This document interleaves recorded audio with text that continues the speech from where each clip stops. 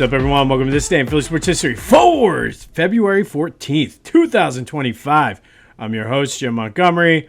Welcome to a Feel Good Friday edition of the podcast, a super duper Feel Good Friday. It is Parade Day, ladies and gentlemen. We are celebrating our Super Bowl 59 world champion Philadelphia Eagles today. Cannot wait. As you can see, I'm not at the parade.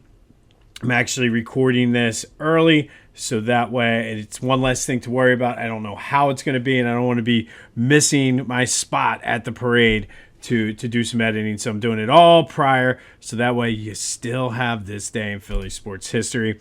Some quick housekeeping notes. Please be sure to follow me on social media, Jimbo_Mont on Twitter and TikTok.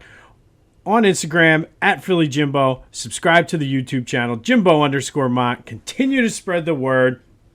Social media is probably the best way to track me down today. I'm thinking we're going to be around Broad and Walnut, somewhere in that range, looking to just have some fun. I bought some microphones. Don't know how it's going to work. Would love to interview you, have you say a few words about the Eagles, get you on the podcast. Again, who knows what's going to happen. It's going to be absolute pandemonium, just the way we like it.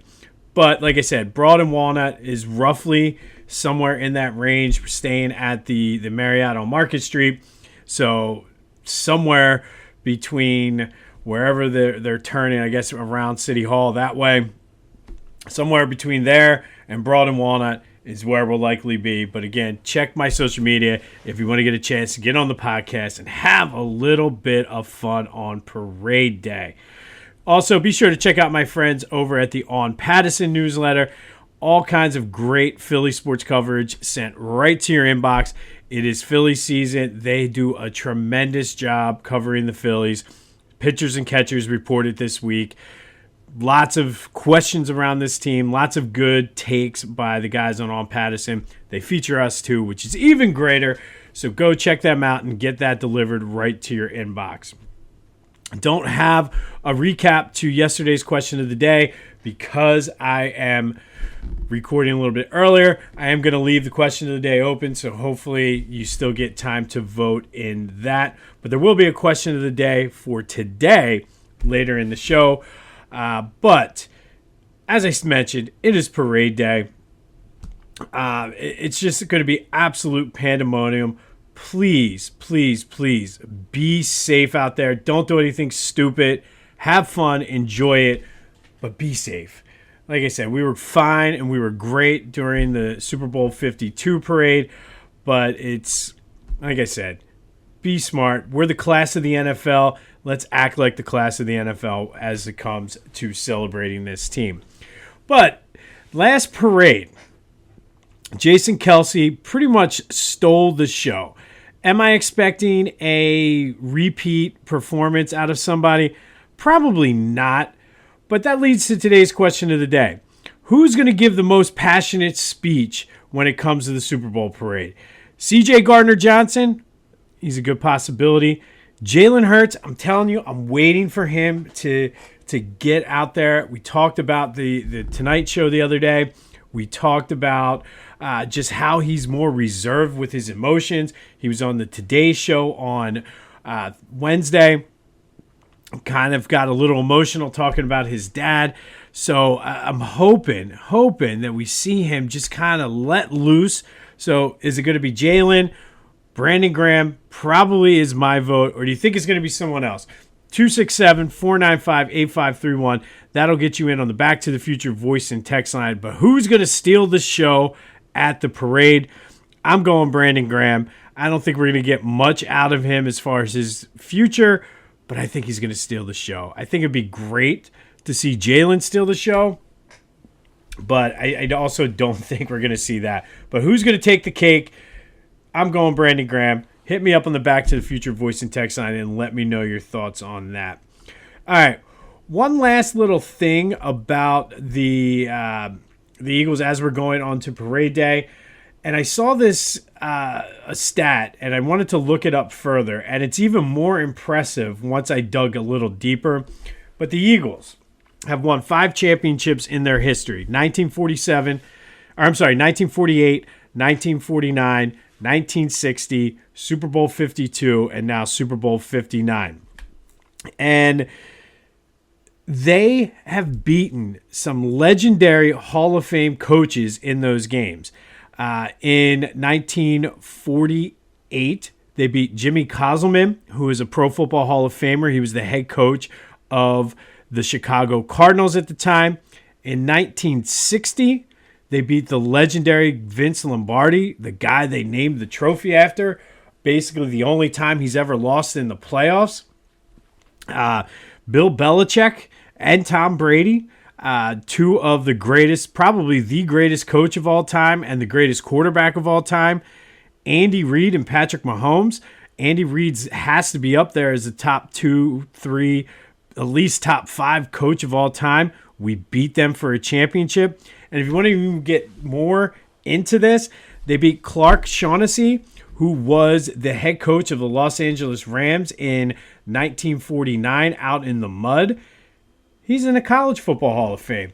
So all 5 championships, they defeated 5 Hall of Famers that were standing on the opposing sideline.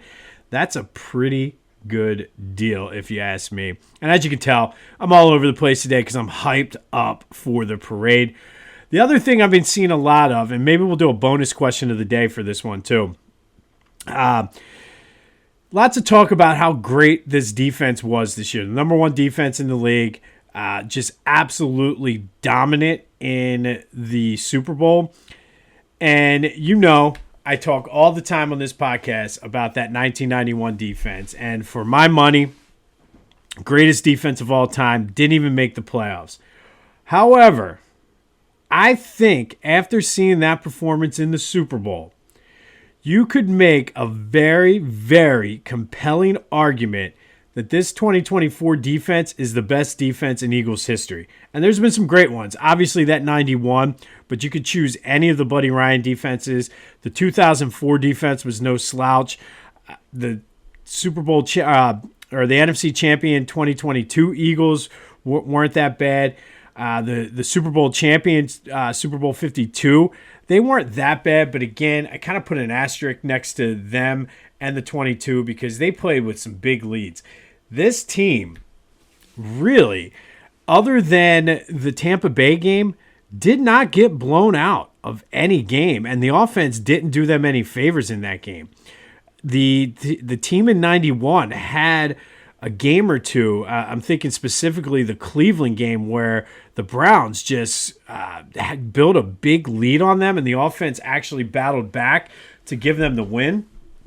So let's make that the official question of the day. We'll have some fun with the who's going to steal the show. Who do you think is going to steal the show? But the official question of today, I'm going to call an audible here in the middle of the podcast. Question of the day, better defense, the 1991 Gang Green defense or this 2024 Super Bowl winning defense that needs a nickname? We need to nickname this team. I don't know what it's going to be or what it should be, but we got to get some type of nickname for this defense. But which one is better? And for me to even consider putting the 2024 defense over that 1991 should go to tell you how I feel about this defense. I think it was a different league back then in 1991, but I think from game 1 to to the Super Bowl, this defense was great all year. They got blown out against the Buccaneers. Part of that was on the offense. And then the fourth quarter against Washington. Other than that, they had been outstanding all year, no matter who they played. Joe Burrow, psh. Lamar Jackson, psh. I mean, I won't say the Steelers because their offense isn't that good. But through the playoffs, Jordan Love, nothing. Jordan Love in the regular season, nothing. Matthew Stafford, big play. Stopped it. Jaden Daniels, who was the hottest thing since sliced bread in the NFC Championship game. Psh. Patrick Mahomes, the great, arguably, people were trying to make the comparison that he's bigger and greater than Tom Brady. Psh. Nothing. So I don't know. I'm torn on this one. I'm very, very anxious to see where people go with this. I think it might be slanted toward the 2024 team just because they won the Super Bowl. But this is a good debate that I'm anxious to see what you guys have. So that's the question of the day. Better defense, 1991 or 2024, 267-495-8531. That'll get you into the Back to the Future voice and text line. Be sure to check out my boys over at the Clashing Conferences podcast. New NFC East episode with the OGs dropped. Haven't had a chance to watch it yet. I've been super, super busy at work these past few days. So I'm hoping to get to that at some point after the parade, maybe after I come home, warm up a little bit, grab a nice beverage, put my feet up, and I'll watch it. But go check them out wherever you get your podcasts, as well as on YouTube. And then celebrate the parade. We have a parade today. Go to Philly Goat. Check out their Champions gear. I told you yesterday, the face shirt with all of the players on it is inspired by the 1992 Dream Team shirt. And if you are of a certain generation or old enough, you know exactly what shirt I'm talking about. Go check it out. Cannot wait for my Champ sweatshirt to come. They got all kinds of stuff. The Phillies are back in action, so go check out Philly Goat. Be sure to use the promo code Jim Montgomery, all one word, to take 10% off of your order. And go to Philly Goat, celebrate the world champions, and get your gear today. All right, today, we're going to go all the way back to 1966.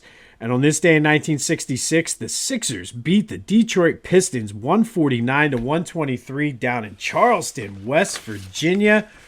Wilt Chamberlain effed around and got a triple-double, 41 points, 23 rebounds, 13 assists.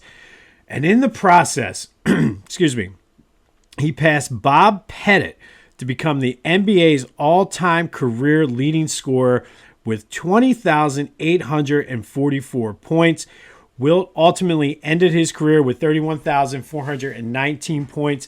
He held the all-time scoring career record for 18 years until Kareem Abdul-Jabbar beat it in 1984.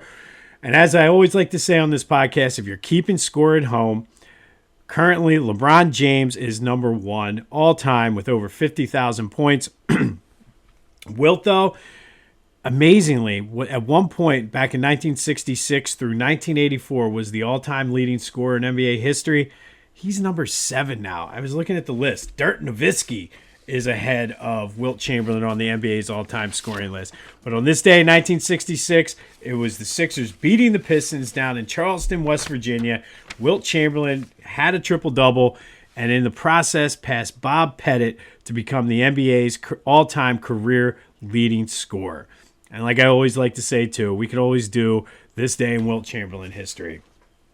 Finally today, we're going to continue our focus on Black history legacy makers with Philadelphia ties. Today we celebrate Ray Scott. Ray was from West Philly, went to West Philly High School, graduated, went all the way out to the University of Portland. After college, he played in the Eastern Basketball League and then was selected number 4 overall in the 1961 draft by the Detroit Pistons. Had a pretty solid career. I think he played like 10 or 11 seasons. Had over 11,000 points, since we're talking about total points today, averaging 14 per game. But major contributions off the court, and even while he was still playing, he was one of a group of players who, under the leadership of Oscar Robertson, helped form the NBA Players Association, which became the NBA's Players Union. Got into coaching after he retired. Coached the Pistons from 1972 to 1976, winning the Coach of the Year award in 1974. He became the first African-American ever to win the Coach of the Year award. After he was done with the Pistons, went to Eastern Michigan and coached there for a couple years. And then not that long ago, he published his autobiography, and he reflected on the racism and the segregation during his playing days in both the EBL and the NBA. Very telling and very good read, and just goes to show you that we still have a long way to go, but just the progress that we've made, and hopefully we can continue to make that progress. He is in the Philadelphia Sports Hall of Fame, but he was a trailblazer that paved the way for a lot of the best coaches in the NBA's history. So today we shout out Ray Scott, West Philly's own, and excuse me, the first African American to win Coach of the Year, and just a trailblazer all the way, helped form the NBA's Player Association, and then the autobiography, which really told the tales of the racism and segregation of the early days in the NBA. So, Ray, we salute you today. Thank you for all that you have done to move the game forward. On this day in 1966, Wilt Chamberlain, messing around, and had a triple-double and became the NBA's all-time leading scorer for career points, passing Bob Petit. He would hold on to that till 1984 when Kareem Abdul-Jabbar beat him. He is now 7 on the all-time list. Hard to believe. Like I said, be safe. We'll recap the parade tomorrow or Sunday. I have no idea what's going to happen. I have high hopes, like Harry Callis would say. No idea what's going to happen. Look me up at Broad and Walnut. Follow me. Make sure you're on my social media in case we have to shift or we end up going somewhere else. Who knows what's going to happen, but it's going to be absolute pandemonium, and I cannot wait. This has been This Day in Philly Sports History for February 14th, 2025. Happy Valentine's Day to everyone out there, especially my beautiful wife and my lovely daughter. I love you guys. Be safe. Please be safe. Have yourselves a Feel Good Friday. This is the biggest Feel Good Friday we've ever had in the history of this podcast. And until next time, go Birds.